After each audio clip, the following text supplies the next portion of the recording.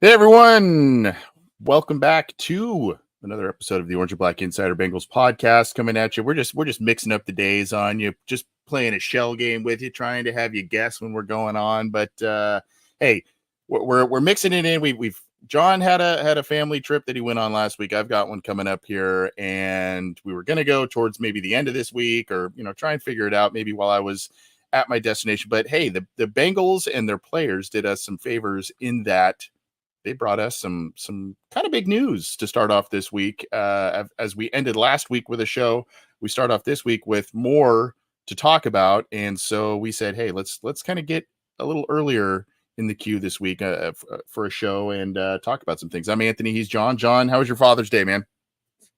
Father's Day was well. It went better than it did for Roy McIlroy. Poor lad. couldn't make a 3-foot putt twice in 3 holes. But aside from that, that colossal meltdown. No, it was a lot of fun. Hanging out with the old pops, watching the game we both love. I hope it was great for you and your kiddos as well. It was good. Weather was nice. We got a little bit of sun and, of course, prerequisite barbecuing in and all kinds of different stuff. So it was good. Thank you for asking. Hopefully all of you had a great Father's Day, whether you are a father or father figure yourself or hung out with your father, stepfather, father figure, friends, any of that stuff. Hope you had a great weekend. And as the weekend started to go through things, I guess we can just kind of start with some of the news that's coming up. Let's go back 1 second, because we talked about it at the end of last show, and we'll just kind of touch on it real quick once again, because I feel like we didn't do it proper justice. But Ted Karras did sign a 1-year extension to remain in Cincinnati through next year, and so that gives the Bengals a nice insurance policy. I know they've got they drafted Lee, the kid in the 7th round that I think they've got some high hopes for, and maybe he is the starting center of the future. We'll see, but for now, as he gets acclimated to the NFL, the Bengals have a nice insurance policy and a great guy to keep around on the field, off the field, etc. 100%. And it's a good thing we're kind of updating this, because the contract details for Karras' 1-year extension are released. It's officially a 2-year, $13.4 million deal. And his cap number for this year is $7.1 million. The cap number for next year is a little bit smaller at $6.3, which combine that with the cap's inevitable rise in 2025, because that's just the trend that it's been going. His cap number in his contract is going to look a little bit better on the books this time next year when they have more decisions to make. But he gets like $3 million up front. That's fully guaranteed. So he, I think, told reporters that it was like a 2-year, $12 million deal. And I think in essence, it's still essentially what it is, but it's a little bit more than that. So it's a nice little reward for one of the Bengals' veteran leaders in the clubhouse, one of the elder statesmen, if you will, a community icon nowadays in the greater Cincinnati area. And yeah, he's under contract for another year, and it's not necessarily set up in a way where like Karras had to be absolutely terrible for him to get cut after this. So I think it's set up in a way where like, yeah, this guy's locked in for the next 2 years no matter what.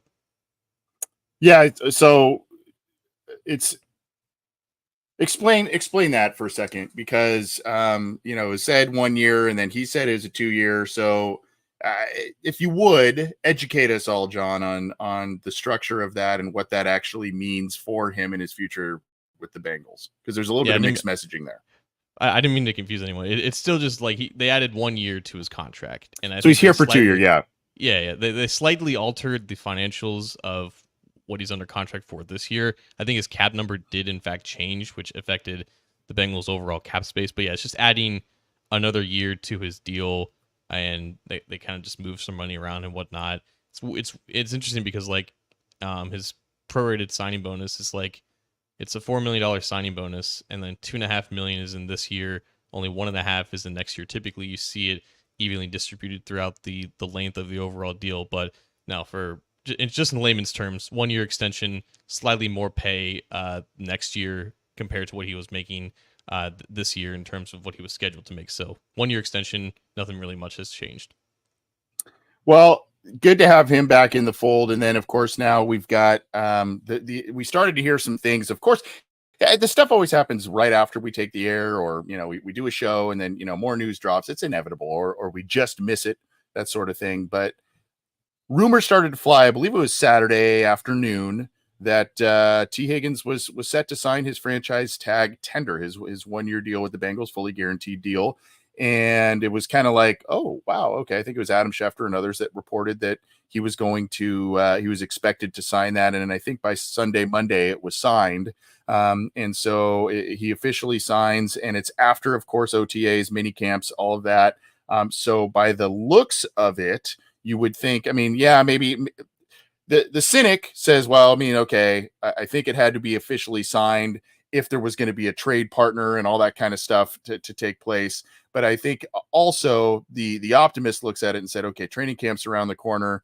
He wasn't going to come to the voluntary and or mini camp stuff. If anything, he was going to show up towards training camp closer to the season, and that looks to be the likeliest track at this point. The Bengals did not give their ground. Maybe they start again conversations back up for a long-term deal, but for now, Higgins has reportedly signed his 1 year franchise tag tender, fully guaranteed deal, and we'll see what happens next. I think the expectation is that he will be showing up to training camp at some point, and get to work with the group.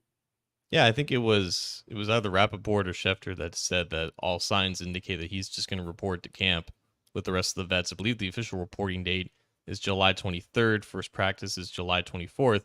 But at this point, if you sign the paper, like there's no more holdout at this point. There's nothing more that you can leverage against the team in terms of, hey, I want a deal, I want money, and if you don't give it to me, I'm not gonna show up. But he just accepted the money. He just accepted the 1 year tender offer that the Bengals immediately offered him back in February. Remember, like there was a 2-week window for the franchise tag for teams to place it on one of their players, and the Bengals spent like I think 7 hours at most until they reportedly did that, which is before any other team.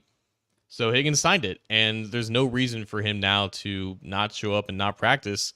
And I know it was Jason Fitzgerald, the guy who runs Over the Cap, who's an expert in all this stuff, and he was asked by Ross Tucker on his podcast, like, what did you make of this? And he said, I'm paraphrasing, but he said, I have no idea why Higgins signed it at this point, because it goes against what a lot of players do in the situation. It goes against what Jesse Bates did. We talked about this situation between Bates and Higgins being like a 1-for-1 parallel, and this is the biggest difference. This is how Higgins is deviating himself from that path that Jesse Bates took when Bates showed up, I think, at the third preseason game in like a box, and then he ended up practicing not too long after that and then signing the tag. Higgins signing the tag in the middle of June. Now, obviously, the timing of this is interesting because he reportedly was set to sign it right after minicamp and OTAs were over. He was always planning on skipping those out, but once that was over, I guess there's just no more point in wasting anyone's time if you know that you want to show up for training camp, which I guess this is the thing. Like, I think it's always smart to trust players to do what they think is best with their livelihoods, with their bodies, while they're preparing to make more money than any of us will ever see in our lives, especially when it's the first chance that you have to make it signing the contract. And I think that goes both ways. If the player deems it's best for him to stay away from the team and work out on his own schedule and, you know, maintain his health in his own way, I think that's fair. But also, if a player deems that it's best for him to show up with the rest of his teammates and practice and get in a full ramp up to the regular season and preseason, which would mean, you know, participating in all of training camp, then we have to trust that that's what he believes is best for him too. So in this case, what's best for Tee Higgins is also what's best for the Bengals, because when the Bengals can practice with Tee Higgins, they can get the offense fully prepared with him in the fold, along with Jamar Chase and Jermaine Burton and Yoshevis and everyone else in the offense. So this is great news for both sides, even if it was definitely unexpected, because, again, I think we all expected this to be a lot like what happened with Jesse Bates.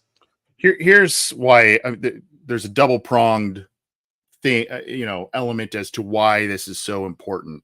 Number one, the Bengals, because of a lot of things that have happened with Joe Burrow, the, their training camp situations have been kind of a mess, right? In terms of building cohesion and having the crew all together. It's been very hard to have that truly happen. And so now we felt like it was maybe it was a possibility that it was going to happen again, but this time with Higgins now. And then, Burrow kind of coming back from that wrist injury too. But Higgins, you kind of felt like, well, is he going to miss time? How much time is he going to miss from training camp? Is he going to show up for preseason games? All of that. And so now you were kind of looking at, we've said this a couple times on the show in the past, with Tyler Boyd leaving and Tee Higgins not there, there's a lot of different cohesion that needs to be built with different players, new faces, second year guys, that sort of thing at the wide receiver position and their quarterback, which, by the way, those rookies that were the rookies from last year didn't really get to build a lot of that cohesion with Joe Burrow during training camp and whatnot, because he was out for the bulk of it. So now not only do you have, a little bit of continuity back, you have an element too with Tee Higgins in there. You have the ability to now work in your Jermaine Burtons, these second year guys with Joe Burrow. Obviously, Burrow's going to probably be on some sort of a pitch count, practice, days off here and there, that sort of thing. But as things are, I say this so hesitantly because what's happened, but as things are, this is a really good thing in terms of building cohesion, building continuity, that sort of thing. I don't know if it's like, I don't know if the pressure of having his potential replacements making noise and OTAs minicamp, I don't know if that really factored into this, but I'd be remiss to say it wasn't a possibility. I think Higgins still has interest in re-signing here and working out an extension. As unlikely as that is at this point, I think there's still that desire to stay here and stay with his friends and his teammates that he's developed with. And I think if he is noticing that Burden and Yoshi are making strides and growing chemistry and connections with Burrow, we don't know for sure what the totality of this offense is going to be. We don't know how involved those guys are going to be, regardless if Higgins is there or not. I think it's wise for Higgins to kind of reestablish himself and get as many reps in with the offense as possible, because obviously if he's there, he's going to be a starter. He's going to line up on the other side of the field from Jamar Chase, and they're going to put in the work that they've done for the past 3 years and whatnot. But I think there was definitely an unknown in terms of what the dynamic with the rest of the receivers are going to be like this year. And it's definitely smart of Higgins to, reaffirm himself in the standing and in the depth chart and get those reps, and especially because of how last year went and how it was so far below expectations. Now, injuries definitely played a part of that, but I don't think he's satisfied at all with what he was the last time he was on the field. Right. And I think this was a good comment from Team Martin, who said that Bates said on social media that he regretted not signing his tag before camp. And yeah, I think every case is definitely different too, and it would be wise of Higgins to kind of consider all the variables and look at precedent, look at history to see what is the best route for him. And again, this is what he determined is the best route for him, despite all the trade requests and the holdouts and the contract disputes and whatnot.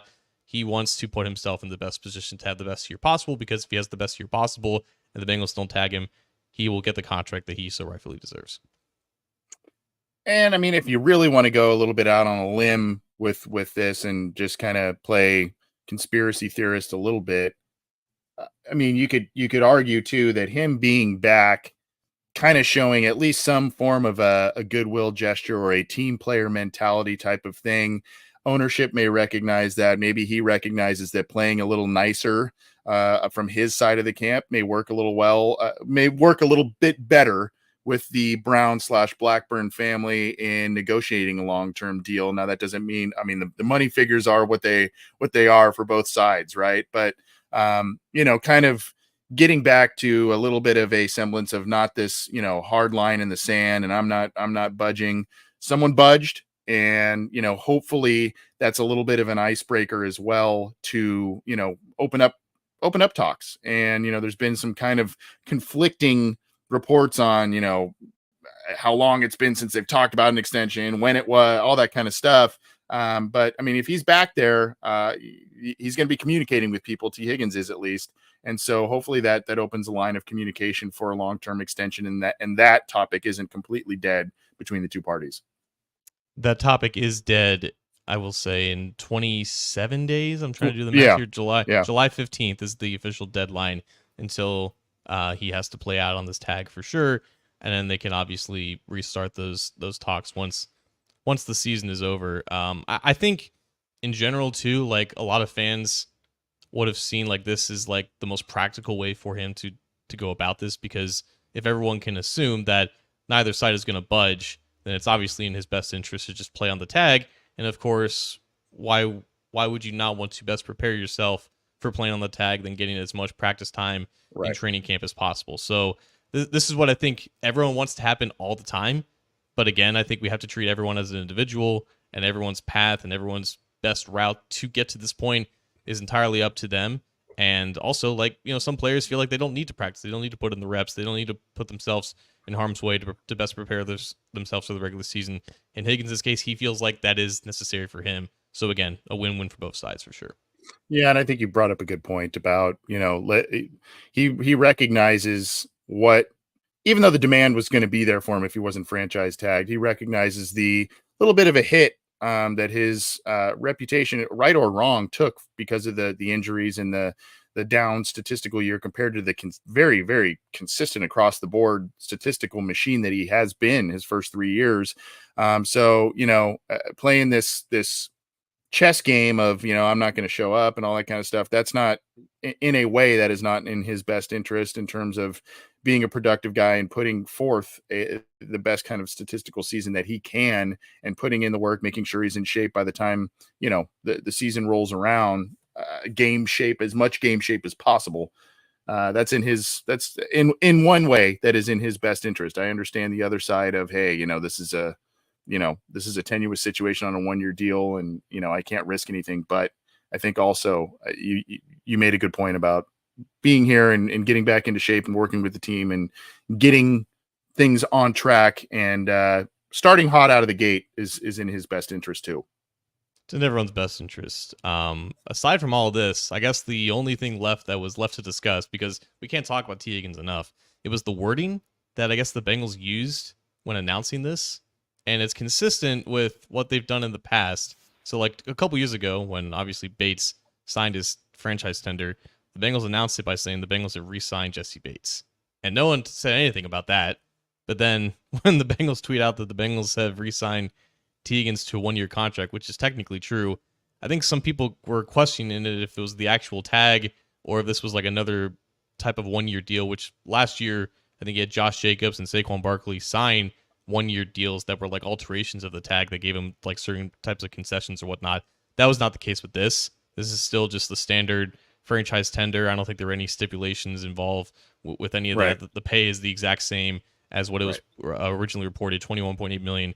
But it was the wording, I guess, that the Bengals used that I think it even sparked a story for the win, where it was almost like, did the Bengals mislead people about what they did with Tee Higgins? Oh gosh. But actually, it is fairly consistent with what they've done in the past in terms of announcing these types of moves. I think it's always just because they're speaking from their perspective. So they're not going to say that, oh, Tee Higgins has signed his franchise tag. No, it's like, we have re-signed Tee Higgins. And then in the article, they wrote to his franchise tender. So all that stuff can be avoided if you just, I don't know, read the article, I guess. But, Twitter wins all the time, and everything that's said there you got to take the one has to little be taken with snippet. face value. Yeah. Yeah, you got to take the one little snippet and run with it. You know how this goes, man. It's it's the whole thing.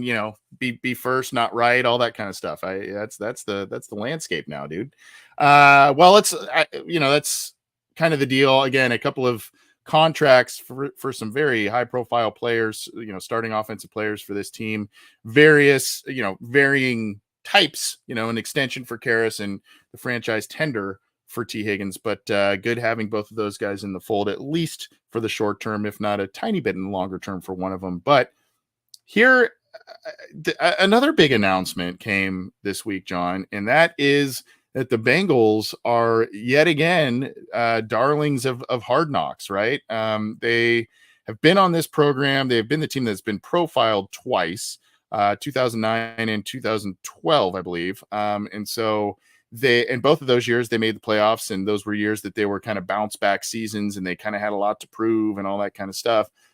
Both highly entertained. By the way, you brought this. I'm going to credit you. You brought this good juju of the Bengals on Hard Knocks on our show last week by talking Corey Lynch, and we're talking Tom Nelson and all that kind of stuff. So that conversation spurred this along for sure. I'm sure everybody HBO and at the league heard our conversation and said, we got to get the Bengals back on in some capacity. But this is kind of unique. It's the in-season version of Hard Knocks. It is a little more condensed in terms of actual coverage. My understanding of it is it's more condensed of the actual coverage of the Bengals specifically, because they are chronicling the entire AFC North, which is one of the most popular and definitely the most competitive division in all of football. You have the Bengals, who are, been hyper competitive the last handful of years with Joe Burrow. You've got obviously the Ravens, who are always seemingly in it, the Steelers always seemingly in it, and the Browns, who've had a nice last few seasons as well. So really, really intriguing documentary in the season for these teams. Yeah, so this is, I think, the fourth year that, I don't know if they're called HBO or Max. I think it's still like an HBO original series, but it's on Max or whatever. So they've done this for the past few years, just with like single individual teams during the season. I know the Arizona Cardinals had it 1 year. I think the Miami Dolphins were last year, and they obviously make the decision, before the season of which teams to do it for. But obviously, you want to make sure that whatever team that you're following is particularly, in the playoff race. This is the first year they're doing it with an entire division, so they're going to be following 4 teams. The Bengals, the Ravens, the Browns, and the Steelers. And of course, what division race would you want to follow other than the division that, I don't know, had 4 teams with a winning record the season prior, which hasn't been done since 1935. So you're going pre-World War II there. I don't know if that's going to happen again. I think that's very unlikely, but Zach Taylor said it in the official release. They believe very firmly that this is the best division in football, and the Ravens aren't going anywhere. The Browns are always going to try to make things interesting. The Steelers are perpetually 9-8 under Mike Tomlin, and the Bengals are looking to bounce back. So, yeah, this is a great division to follow for all the theatrics and the drama of that late December push. So the actual, I think, scheduling of this whole thing is going to be the first episode is December 3rd, which is around week 13-ish, I think, of the regular season. And the first episode, I think, really recaps everything from training camp to the first 12 weeks. And I don't know if it just picks up and just entails like that week that they're following in terms of the game, but that's just kind of how they're going to catch people up. And then I think it's going to be like 6-ish episodes, I guess, throughout the rest of the regular season and then into the playoff race, because obviously at least one team has to make the playoffs. So they'll cover, how far the division as a whole goes into January. But yeah, I think there's a little bit of like, teams who are on Hard Knocks, they never win the Super Bowl, or they're typically not very good. I think there's a definite difference, though, Anthony, between being the team that you profile in training camp, because that typically involves like intriguing storylines and teams looking to bounce back, maybe like some hotshot rookies, which is exactly the case with the Chicago Bears, who are on Hard Knocks in training camp this year. There's a difference between that and then taking a chance on following not just one, but 4 teams throughout the end of the regular season and into the playoff push. The Max is banking on the AFC North being exactly who they were last year. So I think this is an indication of like, it's not like the reason why the Bengals or any AFC North team aren't going to win the Super Bowl is not because they're on Hard Knocks in season. I think this is completely different compared to some of their other productions, whereas they're banking on these teams being good, and them being good is what's going to create the intrigue that gets people to tune in at the heart of the playoff race. So when you look at the Bengals schedule from you go beginning of December based on the timeline of this show, but and when they're going to air it. But if you go to the beginning of November, the Bengals themselves have 4 division games out of the remaining 8 at the Ravens on November 7th. And then you've got Steelers at Bengals December 1st, right before this series kicks off. You have the Browns against the Bengals on December 19th, a few weeks after that Steelers game. And then you have the Bengals against the Steelers to close out the season in January. So, I mean, there's 4 of the last 8 starting in November are, divisional games for the Bengals, and then if you go in the month of December itself, you got 3 of the final 6. So I mean that brings a lot of intrigue there. And then I'm sure I haven't looked at the other teams' schedules per se. I can look at the Steelers ones. I mean, they're right here. Their final games. They've got the Ravens on November 17th. They've got the Browns on November 21st. The Bengals, as we mentioned, on December 1st. Then the Browns on December 8th, and then the Ravens on December 21st. And then they end the season with the Bengals. So their final 8 games includes 6 divisional games.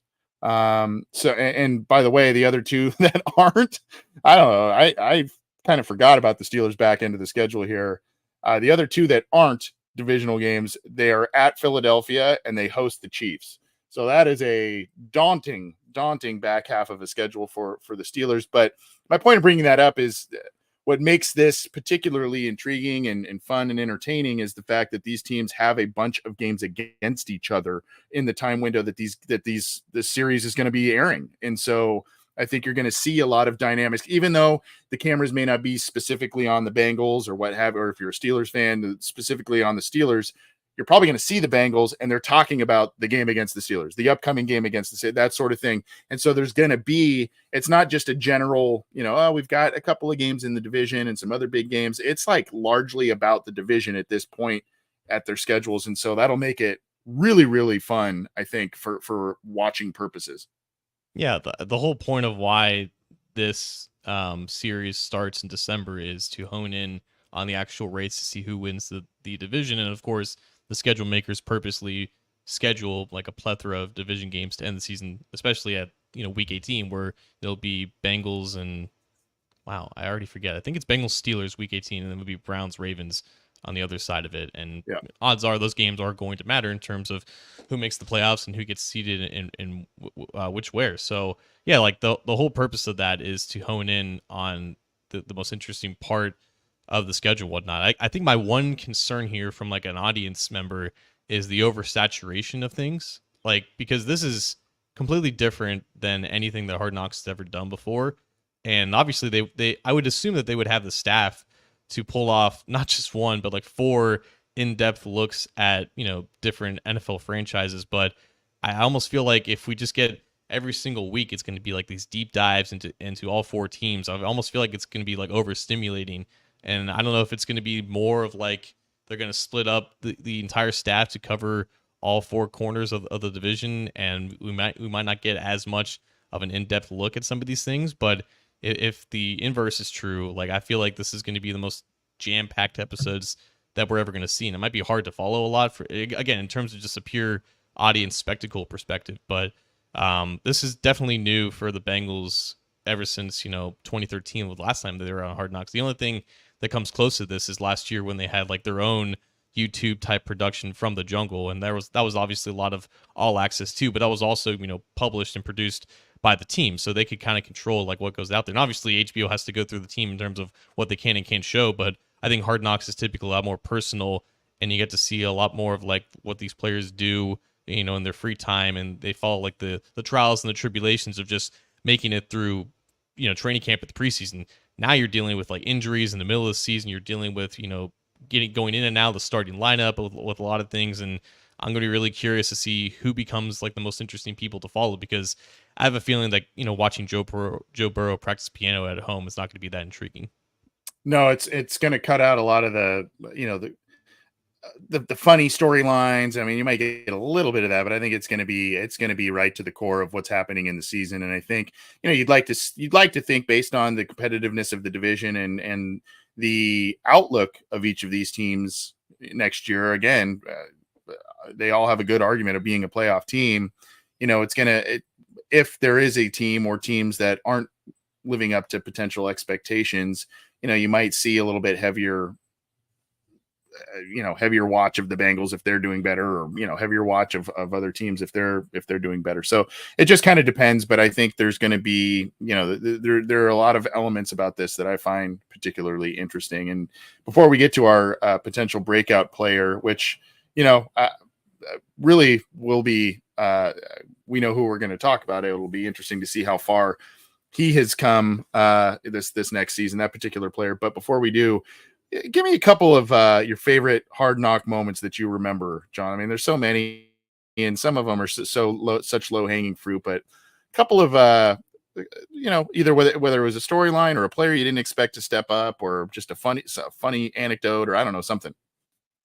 I feel like, because I don't watch Hard Knocks that much anymore, I think the Dan Campbell Lions were really interesting because he's extremely genuine in what he says. But I feel like a lot of like those types of like coaches talking to players moments, like they don't come off as real as much as they did back in the day. And of course, I'm referencing to reach down inside and be an effing pro. It's the best cold open to anything like that I've ever seen. The imagery of Lavernius Coles' scarred Oh, his face eyeballs is forever ping pong imprinted balls, man. Yeah. on my brain. He's just like, why am I here? Marvin Lewis Yeah. looks like he's about to, bust a gasket.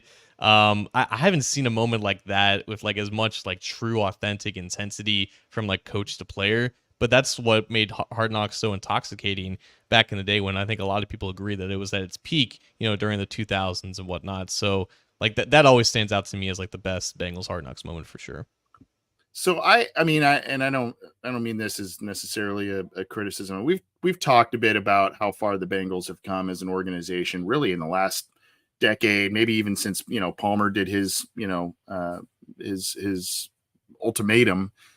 But I remember in the '09, one thing that was really cringy was Jim Lippincott and the way he was like making kind of the first cuts. I remember it was who was it, Nick Lucci or Runnels, maybe it was JD Runnels, if you remember that. Woke him up in the middle of the night and like tossed a plane ticket his way, and kind of the cameras were on it, and it was just like, oh man, that was not great. And then really the 4 or 5 years, 3, 4, 5 years after, when they made their reappearance, you saw a team start to kind of learn from the first time they were on it. You saw a team kind of learn just treatment of people, players, all kinds of different things that I found to be a much more moving in a much more positive direction. And now towards the end of Marvin Lewis's era, and then definitely in the Zach Taylor era, things have really made some really, really great strides as an organization. So that's just one overarching thing that I think about. But I remember still, I know there's a ton of stuff about the '09 one with Chad, and what was it? Someone said Run P with Jordan Palmer and all that kind of stuff. I remember Mike Brown talking about Chris Henry, and his soft spot for Chris Henry in one of those particular episodes. And I found that to be really engaging. I found that to be, you understand why the Bengals took some of the risks on players that they did. And you understand that it came from actually a place of care, and a place of like wanting to have these guys redeem themselves on the football field. And there were a couple of times that the Bengals got burned by some of these chances and rolls of the dice that they made, particularly a couple years into the Marvin Lewis era. But I think you could look at some others and say, wow, some of these did pay off. And despite the unfortunate what the unfortunate happenings with Chris Henry and him losing his life, I think there were still definitely elements of where you could say, yeah, that those risks paid off in big ways with him and other players. Absolutely. And I mean, that's always what Hard Knocks is going to be, is just seeing the lives of these young players kind of unfold in front of our eyes in ways that we would never be privy to see in the first place. And I think, because I already mentioned the 2009 moment, like the 2013 storyline for me that really stood out, and this really dates like the whole team in itself. There was a fullback battle for the roster between Orson Charles and John Connor, and John Connor was a Lakota West alum, so I knew of him before he went to the Bengals. But I remember when they cut him and they were talking about him, and he seemed like genuinely like, damn, I really thought like I had this battle in the bag. And of course they went with Charles because he was more like the H-back type situation. But it's always crazy like seeing like how the competition of a roster battle really affects these guys and whatnot, and to see like how open they are with it all. But that was one of the competitions that I remember the most about one of those two Hard Knocks. That's funny because in '09 they had a fullback battle too. Remember, it was Fui Vakapuna and Jeremy Johnson, and yeah, it's like, man, what's going on? And Runnels before he was let go. I mean, he was kind of in that a little bit too. So it's funny that happened twice. But good times ahead for the Bengals. Hopefully that their season's going the right way when they are on this documentary. Obviously, every team hit some adversity of differing levels. And so we'll see what happens with the Bengals and the rest of the teams in the AFC North, but hopefully they are priming themselves for a playoff push at this point, and hopefully a division crown. That'd be nice too. Get some home games, etc. potentially in the postseason should they make it there. We're going to get to our 2024 potential breakout player in just a second. Just want to remind folks that the Orange and Black Insider Bengals podcast is part of the Believe Podcast Network now. So you have to go and resubscribe to our a new feed. So we have all the same shows. Our show, Talking Football with Bengal Jim and Friends, 3 and Out with Jason and Kevin, Matt and Willie No Ball with the coach Matt Minnick and Willie Lutz. So go check out all of those shows on your favorite audio streamer, but you got to resubscribe to the Believe in Cincy podcast channel. So go get those wherever you listen to your audio. iTunes seems to be the most popular, but there are many others that people listen to us on. So go check that out. And of course, if you like the video side of stuff, I actually have a little bit more of a fun background today. I decided to kind of clean up the old cave here a little bit and get out here. It's beautiful outside, so I'm getting a little cross breeze through here. So it's nice. But if you like seeing our beautiful faces and checking out the video side of what we do, you can check us out on YouTube by subscribing. The show icon is underneath John by the Cincy Jungle icon. Click that, click the subscribe button, click the bell to be notified when we go live, when new content is available. And of course, give us a thumbs up if you like what we're doing. We also stream to the Cincy Jungle Facebook page where we also pin a ton of articles and, all that kind of stuff. There's about 80 or 90,000 people that like that. Thank you for that. And then of course, we stream the video to a number of different Twitter platforms. We got a lot of people watching across a number of different platforms in general, but especially Twitter/X. So at Cincy Jungle, I think our show at Bengals OBI, maybe my own as well. So go check out all of those. We appreciate all the support. We've got a lot of people that leave us great comments, and we've got a lot of people that we know have been listening to us for a long time. And even with this, it's a good transition to the Believe in Cincy podcast channel. But even with the transition like that, we appreciate you sticking with us and sticking with the rest of the shows on the channel. I said this last time too. We're as training camp's upon us, we're gearing up for potential sponsorship spots on the show. So if you, your organization, your business, anything like that, might be interested in getting in front of a lot of different Bengals fans across the U.S. and really across the world, we've got a lot of people to listen to us from a number of different countries. Let us know, and we'll hit us up, the OB Insider at gmail.com, and we can get you a sponsorship packet and information and all that kind of stuff. Shameless self-promotion done. Let's talk about our 2024 potential breakout player, the newest one on our list. We got to start building out this list on our YouTube channel, a playlist for him. But John, you're gonna take the lead on this one, buddy, and I'm pretty excited about this one.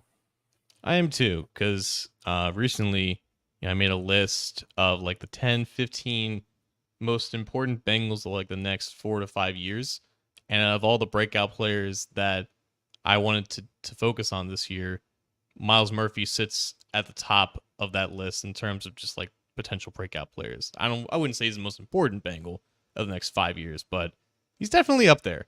And when he was drafted last year, I think like a lot of people, I had the opinion and the evaluation of him of being someone who wasn't really ready to be a productive pass rusher right out the gate, because it's not really what he was at Clemson. He was more of an athletic run defender with a lot of power, a lot of force to his game, but there needed to be a lot of steps taken in terms of his pass rushing process and maximizing that athleticism that he had. Obviously, he was drafted that high because of the physical tools, because of the background going to Clemson, being a 5-star recruit, all of that. And I feel like that was the general consensus with him, and it kind of showed itself in the first 7 or 8 games of the season.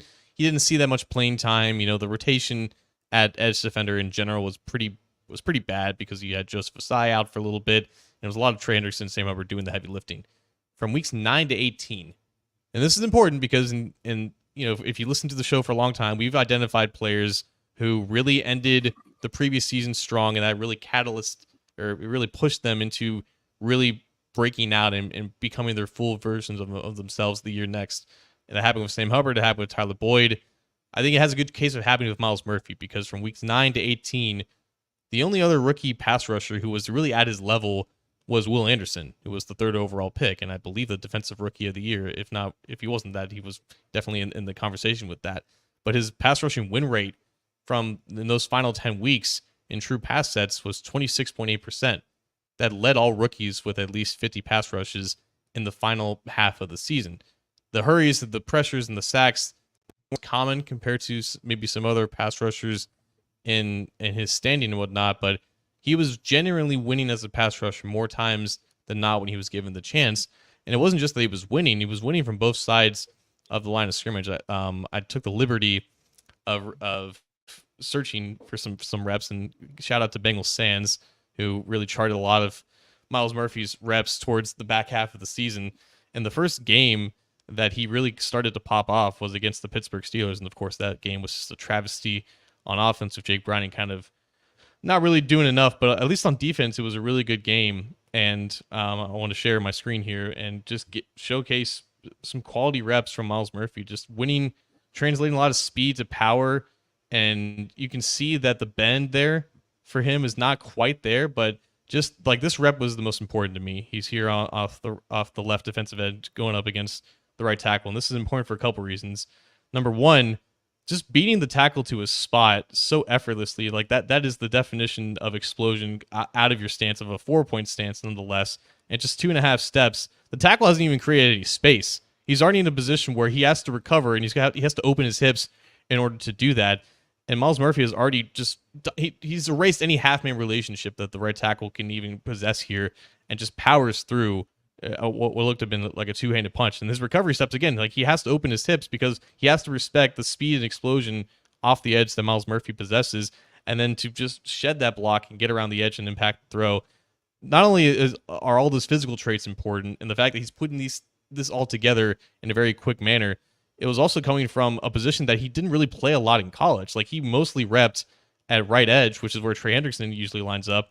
But going forward, when you have both these guys under contract for the next 2 years at least, if you can get Myles Murphy and Trey Hendrickson on the field at the same time, and you get Myles Murphy being a productive edge rusher coming off of this edge, which is typically where Sam Hubbard plays, that can do wonders for your pass rush in general, just to give you another asset, give you another weapon that you don't have in your base downs. And the ability, again, to just win around the edge with speed. And you typically, and this is a great case of just what I didn't expect to see from him as a rookie, putting the hand moves together, stab, chop, rip at the top of the arc. And then I think he might have gotten held here, which is what kind of impacted his ability to finish here. And you'd expect the finishing ability to really come alive as he gets more seasoning, but the speed and explosion was definitely on display when he had the chance to really display it.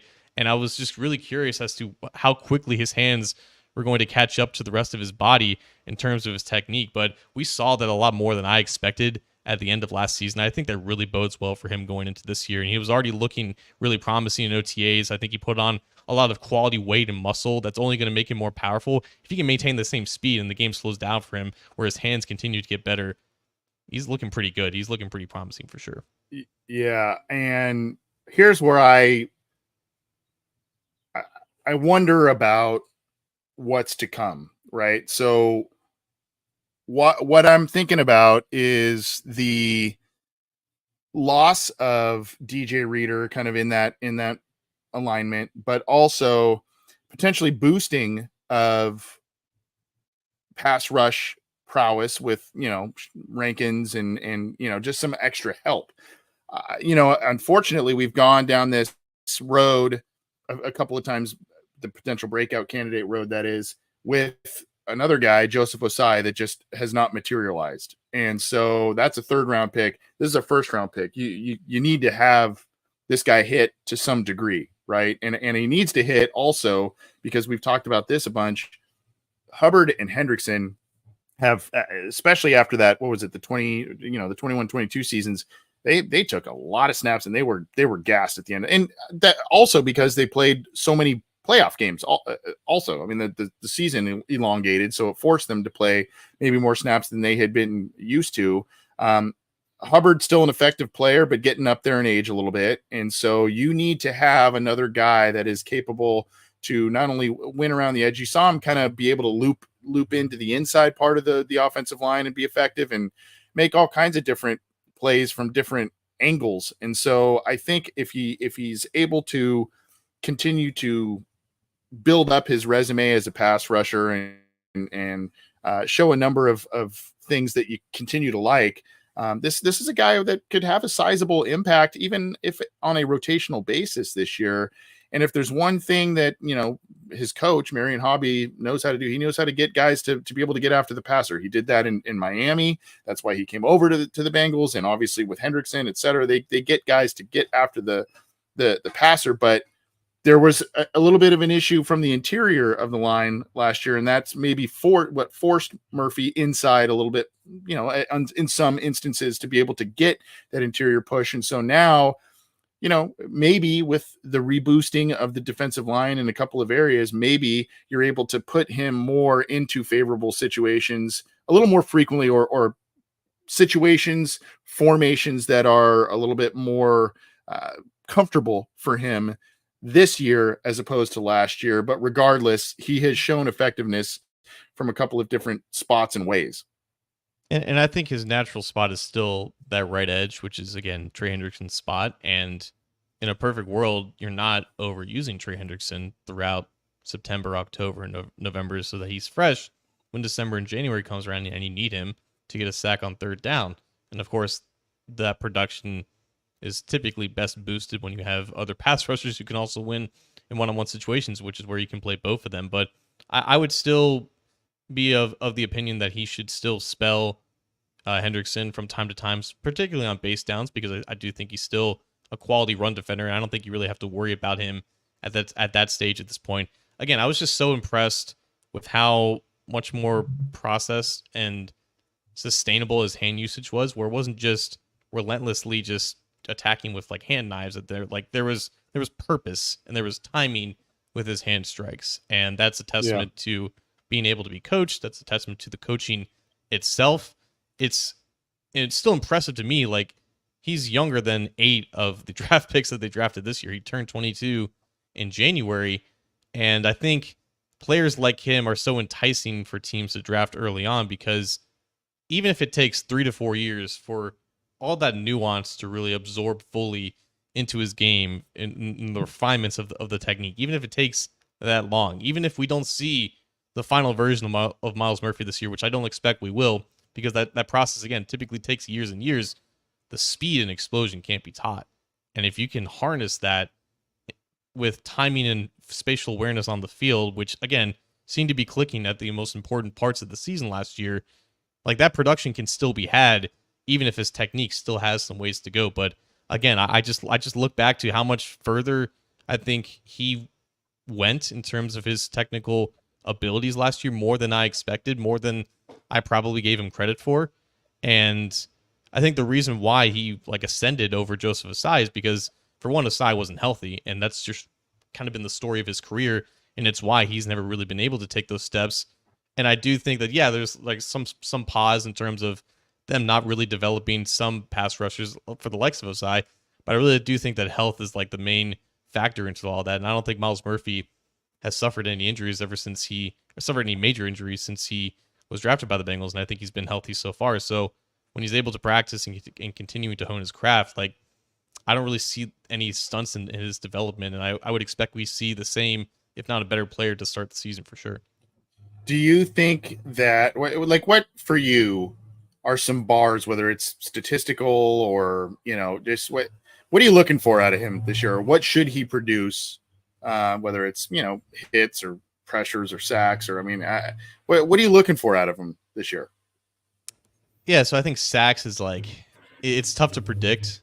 I think generally, a lot of fans are going to expect anywhere between 6 and 10, which is a lot more than what he had as a rookie. And that may be the case.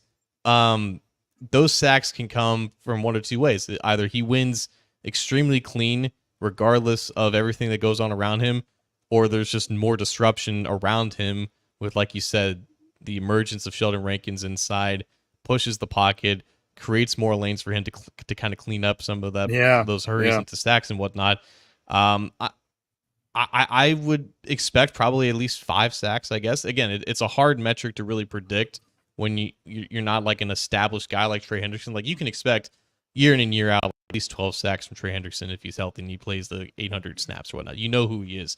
We don't know for sure who Myles Murphy is. We don't know how big of a role he's going to have. He should have a bigger role compared to last year, and as the year went on, he eventually started to become more into the rotation. But I think in terms of like his ability to win on a consistent basis, again, for the season or for the second half of the season, his total pass rushing win rate was 16.5%, which again eclipsed both Will Anderson and BJ Ojolari, who were the two other most productive edge rushers to close out the season. I think a win rate between 15 and 20%, that's like where Sam Hubbard's best days are. I think if he lives in that range, you will find like more pressures and more sacks. I think his ability to finish and ability to put more stress on tackles is there compared to a guy like Sam Hubbard, because again, with Murphy, you have just the 0 to 100 explosion off of the line that creates conflict for tackles as well. So his ability to finish based off of how he starts, I think, is going to be better. So I would expect, again, a win rate between 15-20%, and probably 5 sacks is a good bar for him to eclipse. Yeah, he's a quietly important player this year. You know, I mean, we've said that again about Osai. You know, they need that rotational guy, a guy that can boost you to half a dozen plus sacks a year. You know, from a supplemental basis, and you know, and I would like to still see that from Osai. I think the talent is there. Unfortunately, the health and other issues just have not been. So, you know, quietly, this is I don't know that he's got, you know, some of the same juice as, you know, we saw at times from like a Carl Lawson or, you know, things of that nature, players of that nature. But I think that Murphy is he's a well-rounded player at his position, and I think he can do you know, some different things, and I think he can provide a lot of help for this defense in a way that wasn't always there last year and really hampered the team overall. So I think he's a quietly really important player on this year's team. And he's going to have to be important for the remainder of his time here, because it is, next to the offensive line, the defensive line is by far the most experienced position group that the Bengals have. They're relying on a lot of guys at the back halves of their careers and whatnot. Meanwhile, again, Myles Murphy is a spring chicken at 22 years old, just really starting to put the pieces together and everything. They got 4 more years of him under contract control, technically 3 with the 5th-year option. That makes it 4. And the more production that they can get early on in that career, the more valuable that he becomes. And then that can impact decisions with Sam Hubbard and Trey Hendrickson down the line. But the earlier they see stuff from him, particularly this year, the more clear those decisions can become, because it's going to be very important to have a transition of power and production, and therefore money, at this very important position group. Well, that's another in our list of potential breakout players. I think we're up to 4 now, right? We had Chase Brown last week and Myles Murphy this week, and we started off with a couple. DJ Turner, and yours, John, was Yoshi. Remind me again. Yoshi, that's right. How could I forget? Mr. Yoshi. Let's drop the mic and get on out of here. I'll just say something real quick. In case you haven't got enough of me, I'll be going on Strawberry Ice's show in just a little bit here. So looking forward to that. He's always very generous with his invitations to us. We need to oblige him and some of the other great hosts out there back. We've been lacking on some special guests, so we'll get on that. I know we keep trying to do that, but we'll get some more guests for you. But go check out our chat in just a little bit, me and the Iceman on his YouTube channel. Yeah, I got nothing much other than enjoy your vacation, Anthony. I certainly needed mine. I think you need some time off as well. So get those waves for me in Maui. I will. And yeah, maybe I'll share a couple picks or something. I'm trying to get my oldest on a board and you know, get him out there, and I'm hoping it works out. But regardless, it'll be a good time, some family time, and sunshine. So looking forward to it. But thank you everybody for tuning in again. We pinned it in the live chat, but go subscribe to the Believe in Cincy podcast channel on the Believe Network through your favorite audio streamer. Subscribe to our YouTube channel, The Orange and Black Insider, on YouTube, and give us a thumbs up if you would. And of course, give us a follow. He is at John_Sheeran on Twitter /X. I'm at CJ Anthony CJ Anthony CUI. Yeah, that's why. Duh. And then at Bengals OBI is the show. We have some fun with some stuff. And then, of course, keep it to cincyjungle.com and what John is doing over at A to Z sports.com, covering the Bengals in the AFC North. Between those two sites, we got you covered with all kinds of news, opinions, analysis, and, of course, the podcast. So check that out. John, thank you. Have a great rest of your week, man. We'll be in touch. And thank you to all who tuned in. See you guys.